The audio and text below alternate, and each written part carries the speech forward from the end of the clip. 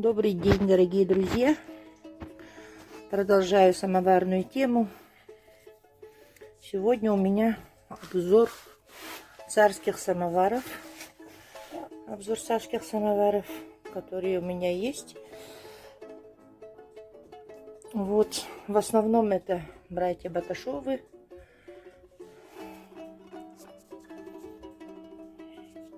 Есть Тейли. Вот эти две тоже Баташовы. Литраж разный. Если вспомнить историю самоварного дела братьев Баташовых, то в 1840 году Степан Федотович Баташов в пригороде Тулы Слободе Чулковой основал самоварное заведение. Дело Степана Баташова постепенно росло, и из оружейников он выбился в купцы. Но в 1861 году самоварная фабрика и дом сгорели, а с ним случился приступ. Тяготы на возрождение фабрики легли на сыновей Василия, которому на тот момент было 19 лет, и Александра, которому было 13 лет. За несколько лет они превратили фабрику в процветающее производство. Уже в 1870 году на Всероссийской мануфактурной выставке они получили серебряную медаль за самовары и организацию производства. К братьям Василию и Александру присоединился и младший брат Павел. Между собой они заключили договор о создании торгового дома сроком на 5 лет. Теперь они изготовляли и сами сбывали продукцию. Александр заведовал производством, Василий вел финансовые дела, Павел ведал кладовой.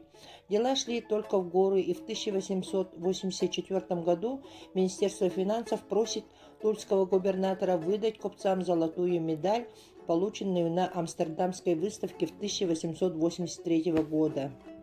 Через 2 года Павел продает Александру собственную долю в семейном деле. В 1885 году фабрика братьев Баташовых Василия и Александра представляла собой наикрупнейшее самоварное дело в Туле. В 1890 году братья делят совместное имущество. Василий получает землю с постройками и фабрично-торговое дело. Александр получил деньги за собственную долю. Право на полученные медали осталось за обоими братьями. Право клеймо братья Василий и Александр Баташовы осталось за Василием, как и право изменить клеймо по собственному усмотрению. Александр же имел право оставлять на клейме только собственное имя. После смерти брата Василия Александр стал опекуном детей и вел собственное производство. Когда старшая дочь Василия Лидия вышла замуж, он совместно с вдовой Василия и другой дочерью Надеждой учредил товарищество на паях. С 1898 года бывшая фабрика Василия Баташова получила название «Товарищество паровой самоварной фабрики наследников Василия Степановича Баташова в Туле». Фабрика стала образцовой самоварной фабрикой в Туле в начале XX века. Громадная территория, корпуса с оборудованием, нефтяные и электрические двигатели. Александр Баташов после раздела с братом начал собственное производство, купив сначала фабрику у Рейнгольда Тейли в 1891 году. И равных Баташовской фабрике на Руси тогда не было. Но уже к концу XIX века конкурентами Баташовской оказались немцы Носберг и Тейли. Немецкие фабрики изготавливали самовары, щедро украшенных резьбой. Такие самовары и стоили недешево. Братья Баташовы не гнались за модой и начали выпуск маленьких и дешевых самоваров. Так, в конце XIX века фабрика выпускала 70 тысяч фабричных изделий в год, а в начале XX века 100 тысяч и более. Прославленные баташовские самовары, первые по качеству и отделке, раскупались мгновенно, и ни одна выставка в России и за границей не проводилась без участия знаменитой фабрики. В 1896 году на Всероссийской Нижегородской выставке наследники Баташова получили высочайшую награду – государственный герб, утвержденный Министерством финансов. Самовары фабрики братьев Баташовых ценились за качество материала. Это первосортные листы меди и качество сборки. После Октябрьской революции в 1918 году фабрика наследников Василия Степановича Баташова национализируется и передается Тулпатронзаводу. По сегодняшний день самовары братьев Баташовых ценятся и заслужили мировую популярность.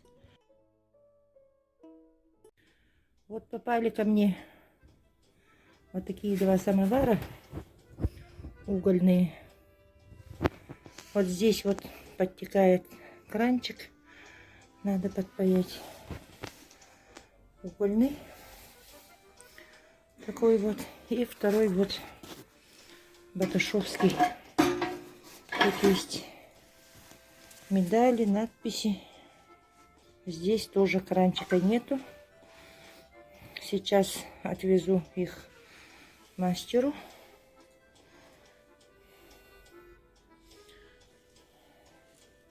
На ремонт. Попали они ко мне, конечно же, в очень плачевном состоянии. Буквально я их спасла из-под пресса, можно сказать, в прямом смысле. И вот, договорившись, едем к мастеру-меднику, чтобы он подпаял нам утратившиеся краники. Дала самовары на ремонт. Ждем. Принесла вот с ремонта.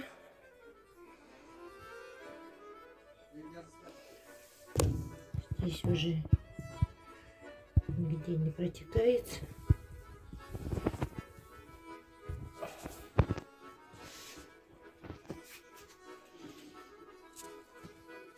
Так.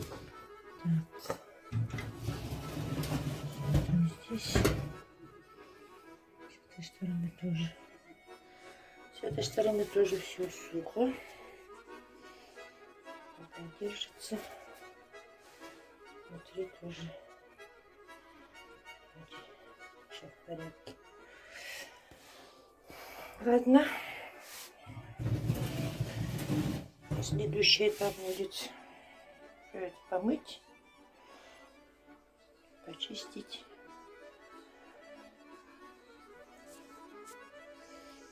Ну, к сожалению, пока кранов не нашпагован.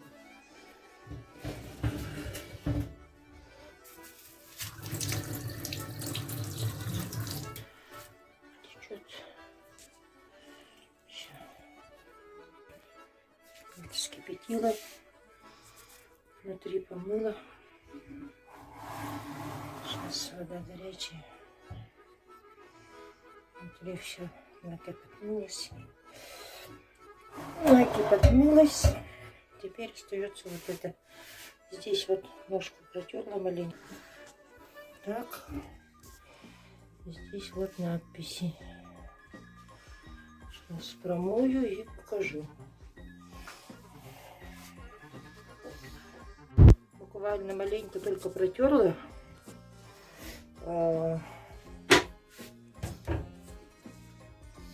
Раствором. И вот такая красота у нас перед нами появилась. Тут надпись Баташовы. Видно, просматривается. Тут появился царский герб посередине. И все тулово в медалях. 1908,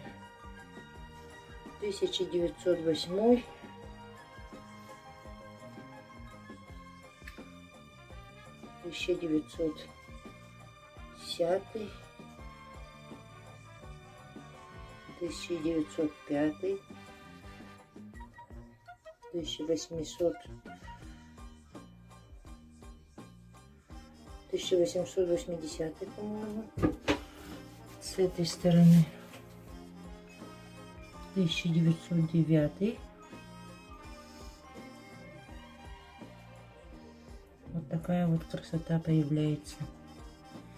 Это у нас братья Алексей и Иван Баташовы в Туле. Вот такой вот герб.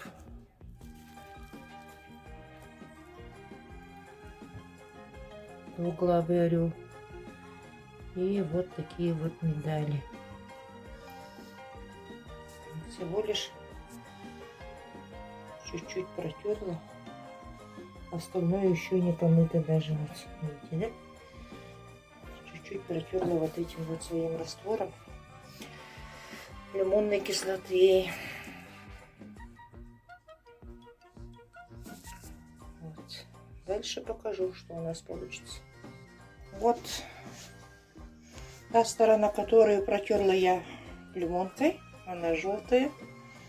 А вот та сторона, которую я еще не протерла, черная. Тут разницу очень хорошо видно. Ну вот примерно после помывки вот так вот стало.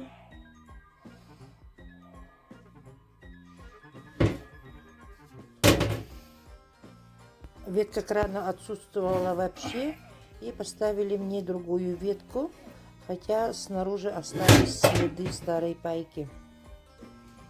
Вот это самовар братья Алексей и Иван Баташовы в Туле. Вот здесь вот видно царский герб есть, медали, спасенный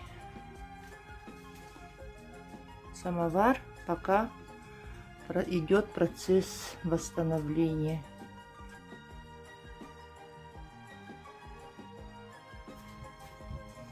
Тут у меня есть самовар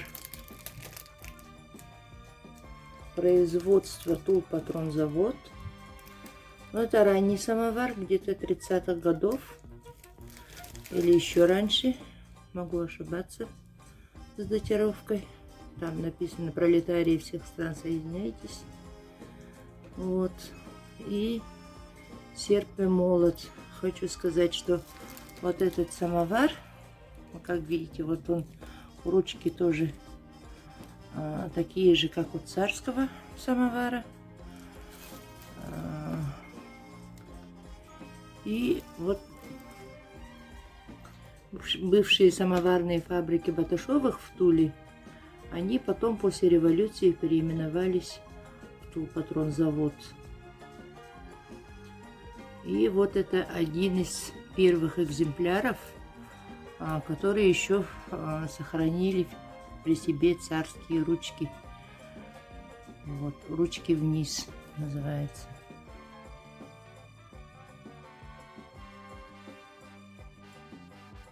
Хочу вам показать самовар братьев Баташовых. Вот на крышке отчетливо видно Василий Степанович Баташов. Ну, самовар я еще не чистила, но он в рабочем состоянии, нигде не течет, не капает. Все в норме. Вот здесь вот на тулове есть медали. Видно тут за всероссийский смотр, что ли, что-то там написано, 1876 года. Вот такие вот медали на тулове видны. Франция, еще что-то. С той стороны еще есть медали. Вот такой вот самовар. На 12 литров. Он очень большой. Очень большой. Корона. Корона посадочная на 8,5, по-моему. А вот краник, или как подобрали, это на 2 сантиметра. Такой вот краник у него.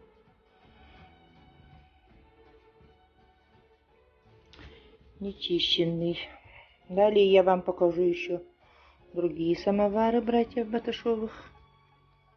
Вот еще один самовар братьев Баташовых, братья Алексей и Иван Баташовы в Туле. Тут тоже очень хорошо видны все медали. Он еще не чищенный стоит. Самовар на 10 литров ориентировочно. Вот такой вот экземпляр.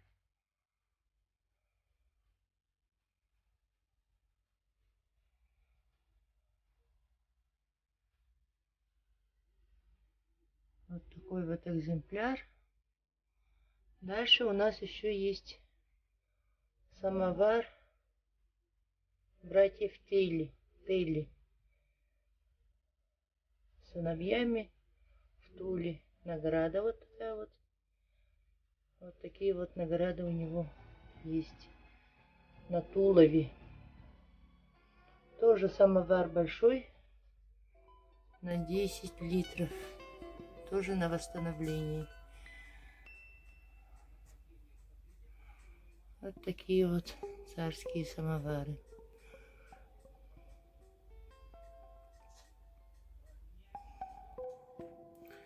Давайте посмотрим.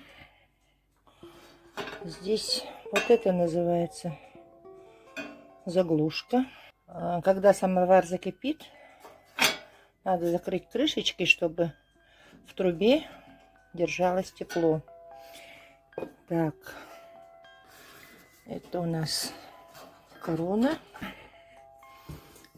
Так, снимаем крышку.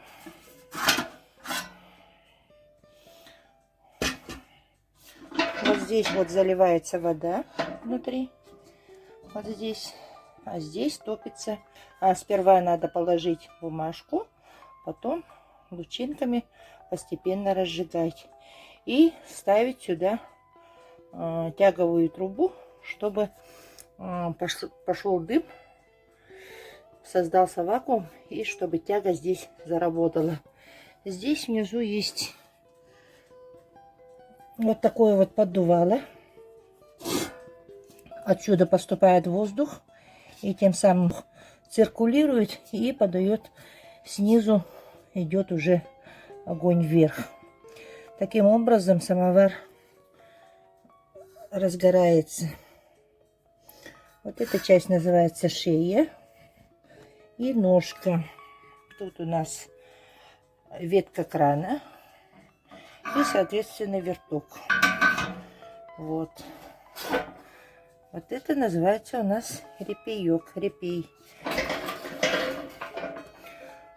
Тут ручка вниз идет. Таким вот образом сюда заливается вода. Надо воду залить вот по краешек. Никак не наполовину. Потому что если начнете топить самовар, и вода у вас будет, допустим, наполовину, то могут отпаяться ручки, допустим, да? Вот. Поэтому надо всегда заливать самовар до краев. Тут мы видим надпись Баташовы. Ну, здесь ручек тоже не хватает. Это тут у нас идут такие двойные ручки. Пока я их ищу, дополнительно поставлю. И сзади вот такой вот паровичок. Вот. Таким вот образом самовар топится. Ну вот все эти водогреи, большинство ждут восстановления. У кого-то что-то не хватает. Ну, в основном вот эти две работают. Тут не хватает краников у них. Вот. Этот полностью рабочий. Этот тоже рабочий. Но тут краник уже мне подпаяли. Краника не было тут. Он выглядел вот так вот. Вначале тоже без краника. Вот в этом самоваре все хорошо. Но относительно, естественно, надо помыть. Вот там колосник на месте все стоит. Вроде бы все хорошо, да? Там маленечко возле трубы здесь чуть-чуть протечка. Ветка крана не протекает. Он в таком вот состоянии. И к нему подобрали вот такой вот краник. Краник очень долго искали. Он на 2 сантиметра толщина. Вот самовар большой.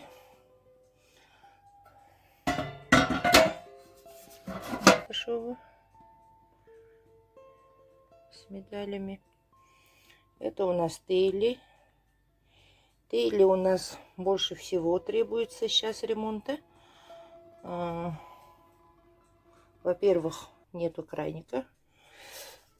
Во-вторых, вот здесь вот ручки тоже сломанные. Надо поменять здесь ручку. Так, отсюда вроде бы все нормально, но вон там нету колосника. А колосник — это сердце самовара. Вот, точнее, колосник был, но его варварски выбили просто-напросто. В целом самовар крепенький. Вот. Ну, чтобы поменять этот колосник, поставить, чтобы колосник стоит вот здесь вот снизу. Снизу вот стоит здесь. Чтобы его поставить, надо будет выпаять вот эту вот трубу. Трубу эту выпаять. И потом уже заново запаять. Это очень недешевая работа. Поэтому он ждет своего часа под восстановление. Но самовар красивый. Крышка все родная. Родная фабрика Тейли написано. Вот здесь вот тоже фабрика Тейли написано. Вот такой вот самовар. Следующий самовар — это у нас вот такая вот рюмка красивая. Здесь мы отпаяли краник. Ждем верток. Тут у него верток маленький, тоже не родной стоит. На этом я завершаю свой обзор царских угольных самоваров. Всем спасибо за внимание. Оставьте свои комментарии, ставьте лайки и всего вам доброго. До новых встреч!